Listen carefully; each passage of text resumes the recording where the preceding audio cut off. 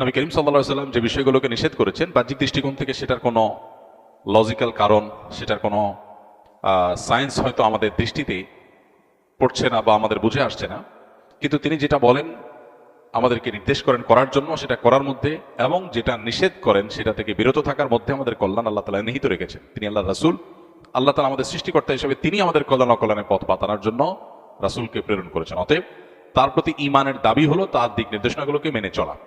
কিয়ামত যত নিকটবর্তী হবে, ঈমান ধরে রাখা তত কঠিন হবে, তত চ্যালেঞ্জিং হবে, বহুবিধ ফিতনা আসবে। এক এক ফিতনা মানুষের ঈমানকে দুমড়ে মুচড়ে শেষ করে দিবে।